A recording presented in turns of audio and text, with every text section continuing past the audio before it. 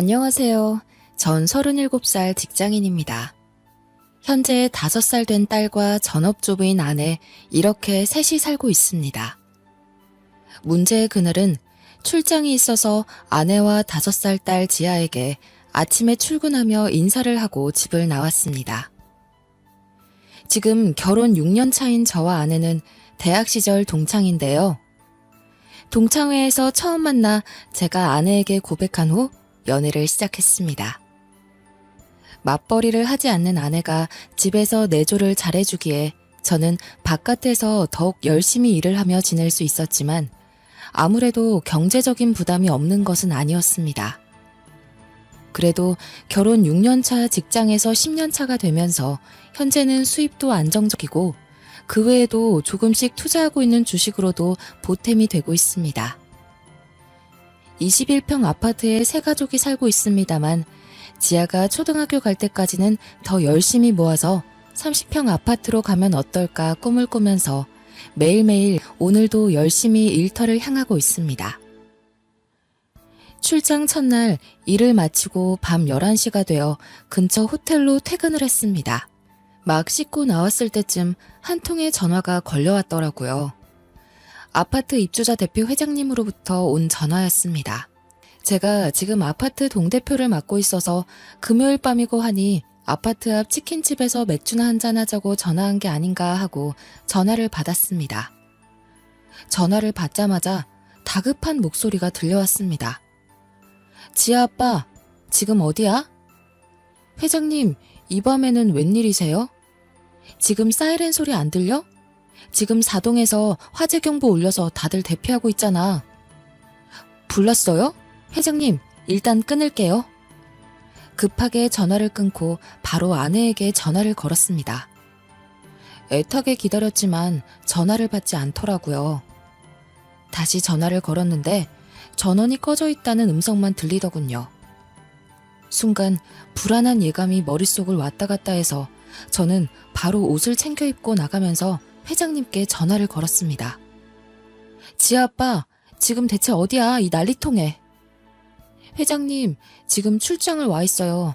아내가 전화를 받지 않네요. 혹시 위험하지 않으시면 제발 저희 집 확인 좀 부탁드립니다. 비밀번호는 4424입니다.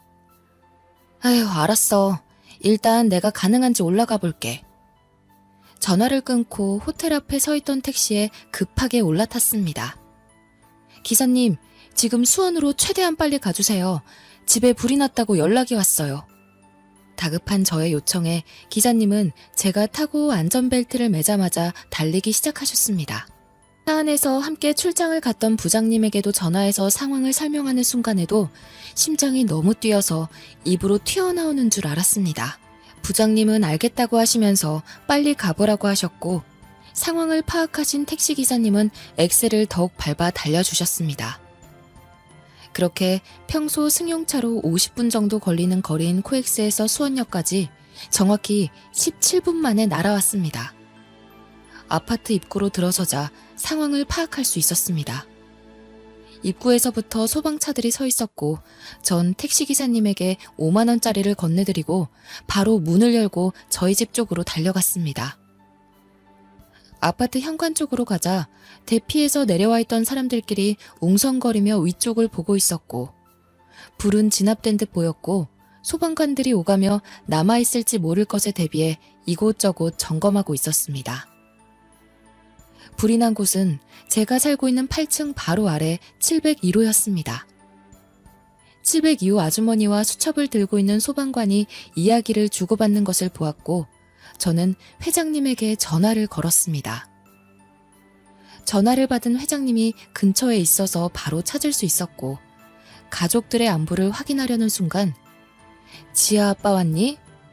회장님의 손을 잡고 걸어오는데 지아는 머리가 헝클어져 있었고 왼쪽 팔에 붕대를 감고 있었습니다. 놀란 저에게 회장님이 설명을 해주셨습니다. 저와 전화를 끊고 계단으로 저희 집에 올라갔는데 문을 열어보니 아무도 없었다고 합니다.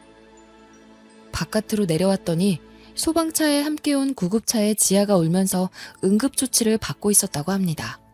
사이렌 소리에 계단을 이용해 혼자 바깥으로 나오다가 거의 다 내려왔을 때쯤 사람들과 부딪히면서 넘어져 구급차로 데려갔다고 합니다. 다행이다, 지아야. 이만하길 다행이야. 아빠, 무서웠어. 딸이 뭔가 이야기를 하려고 하던 그때 소방관이 말을 걸어왔습니다. 801호 안전하게 모두 대피하신 건가요? 저 집에 있던 아내가 보이지 않는데요. 집에 계셨던 건 맞습니까? 이 시간이면 아내도 딸과 함께 집에 있을 시간인데요. 소방관은 저의 얼굴이 창백하다며 괜찮은지 물었고 전 아직 아내를 못 찾은 거에 안심을 하지 못하고 있었습니다. 일단 장인 장모님께 연락을 드렸고 저희 부모께도 연락을 드렸습니다. 아내의 안부를 확인하는 것도 중요했지만 지아를 데리고 병원으로 가보라는 소방관의 말에 일단 구급차를 타고 지아와 함께 병원으로 갔습니다. 회장님에게는 혹시라도 아내를 발견하면 연락 부탁드린다고 말해놨습니다. 구급차 안에서도 몇 번이고 아내에게 전화를 걸었지만 역시나 전원이 꺼진 채로 연결이 되지 않았습니다. 무슨 일이 생긴 건가 안 좋은 생각들이 머릿속을 가득 채우고 있었습니다. 병원에 도착했을 때였습니다. 갑자기 전화벨이 울렸습니다. 아내였죠. 여보세요? 아, 미안. 충전을 안 해서 배터리 나간 줄도 몰랐어. 지금 보니 부재중이 많이 와 있었네? 왜? 무슨 일 있어? 아무 일도 없는 듯이 활기찬 아내 목소리를 들으니 안심이 되었습니다. 하지만 지금 이 상황이 어떻게 돌아가는지 이해가 안 갔습니다. 순간적으로 머릿속이 차갑게 맑아지면서 저는 핸드폰 녹음 버튼을 눌렀습니다. 여보, 지금 어디야? 지금? 당연히 집이지. 갑자기 웬일이야? 지아는 벌써 자. 지금이 몇 시인데 오늘 낮에 신나게 뛰어놀고 아까 10시도 안 돼서 잠들었어. 왜? 목소리 듣고 싶었어? 당신 진짜 집에 있는 거 맞아? 뭐야, 지금 나 시험하는 거야? 이 시간에 내가 가긴 어딜 가? 그러면서 아내는 오히려 저에게 발끈하는 거였습니다. 그런 당신은 요즘 출장이 좀 많아. 진짜 출장 간 거 맞아? 당신 출장 간다고 하고 바람 피우는 거 아니야? 여보, 하루하루 지아 돌보랴 살림하랴 얼마나 정신이 없는데 지금 어디서 나를 의심해? 여보, 내 얘기 좀 들어보라고. 그게 아니라 지금 당신 진짜 집에 있냐고. 아, 그러니까 그럼 내가 지금 집이 아니면 어디 있겠냐고. 조금 전에 아랫집에서 불이 났어. 아랫집에서 불이 나서 아파트 사람들이 다 대피했었다고. 우리 집으로도 연기가 많이 들어와서 그 흐름이랑 탄 냄새가 진동을 해서 집에 들어갈 수가 없어. 그런데 지금 당신 집에 있다고? 뭐? 진짜 불이 났어? 당황해서 말을 더듬는 아내 뒤에서 작은 목소리로 왜? 무슨 일 있어? 라고 말하는 남자의 목소리가 또렷이 들렸습니다. 지아는 괜찮아? 괜찮냐고. 엄마 없이 혼자서 대피하다가 계단에서 넘어져서 팔을 다쳤어. 지금 병원에 있어. 그런데 당신 지금 어딘데? 도대체... 근데 나 지금 옆에 있는 남자 목소리 다 들었어. 지아가 엄마 찾으니까 당장 병원으로 와. 통화를 마친 저는 조금 전에 녹음한 파일을 양가 어른들에게 보냈습니다. 병실에 들어가자 양가 부모님들이 다 오셨습니다. 지아의 표정이 뭔가 불안해 보였습니다. 지아야, 괜찮아. 갑자기 지아가 울면서 화재 경보 소리에 잠에서 깨었는데 엄마가 보이지 않았고 집에는 연기가 차 있었다고 합니다. 무서워서 혼자 문을 열고 바깥으로 나왔고 엘리베이터가 작동이 안 돼서 계단으로 혼자 내려가다가 넘어졌다고 합니다. 그러면서 마치 엄마 허락도 안 받고 움직여서 다친 것 같은 생각이 들었나 봅니다. 엄마한테 혼날 것만 같아서 불안해했던 것 같습니다. 아니야, 지아야, 잘했어. 혼자서 그렇게 해줘서 오히려 아빠가 고마워. 잘했어. 그렇게 지아를 안고 토닥여주던 저는 순간 머리가 어지러지며 그대로 정신을 잃었습니다. 다음날 눈을 떠보니 병원 침대였습니다. 옆에는 지아와 제 어머니가 계셨습니다. 나 어제는 진짜 놀랐잖아. 얼마나 긴장하고 있었길래 병원에 와서 쓰러져? 그나마 다행이야. 처음 불이 난 걸 전화를 들었을 때부터 집에 왔을 때, 지아를 찾았을 때, 그리고 아내와 함께 있던 남자의 목소리를 들었을 때까지. 충격의 연속에 제가 많이 놀랬나 봐요. 잘 참고 오다가 한순간 긴장이 풀어지면서 기절을 하고 말았던 겁니다. 지아는 다행히 골절은 아니어서 팔에 임시로 했던 깁스는 제거했습니다. 걱정하는 지아에게 미소로 안심시켜 주었습니다만 제 마음속에는 아직 아내의 일이 신경 쓰였습니다. 그때였어요. 병실 문이 열리고 아내가 들어왔습니다.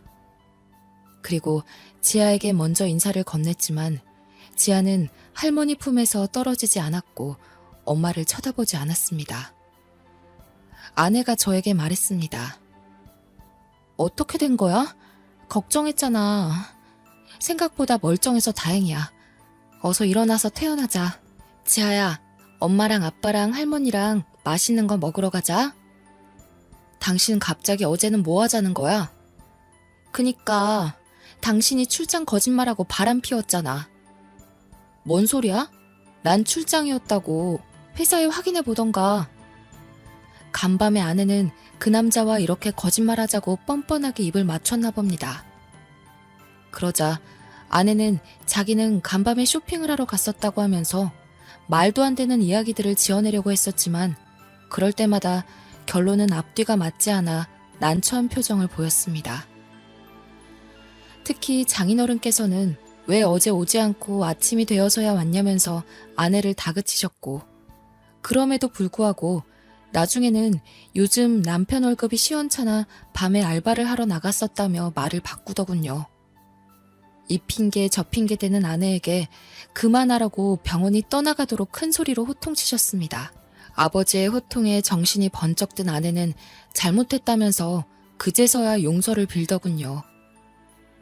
아내의 불륜 상대는 고등학교 동창으로 동창회에서 만나 연락을 주고받다가 넘지 말아야 할 선을 넘었다고 하더군요. 그 횟수가 늘어나면서 제가 출장 가는 날이 되면 늘 아이를 재우고 몰래 집을 나왔던 겁니다.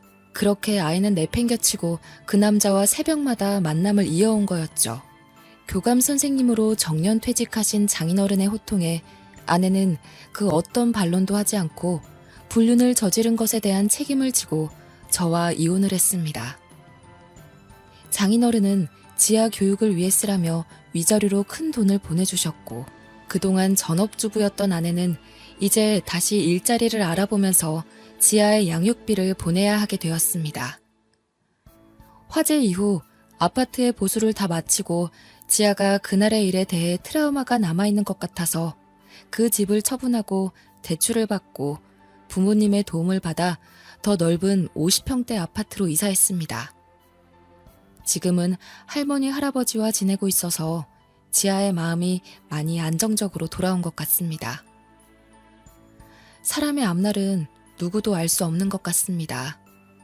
하필 그날 아랫집 아주머니가 빨래를 삶는다고 올려놓고 방에서 드라마 삼매경에 빠졌던 것이 생각보다 큰 불길에 아파트 전체가 대피하는 사태가 발생했고 그로 인해 은밀하게 이어져 왔던 아내의 불륜 행각이 꼬리를 잡히게 되었습니다. 이런 걸 볼 때 사람은 항상 착하게 살아야 하는데 저희 아내는 그렇지 못했죠. 아무도 모른다고 생각하겠지만 하늘은 알고 있다고 생각합니다. 제 이야기는 여기까지입니다. 감사합니다.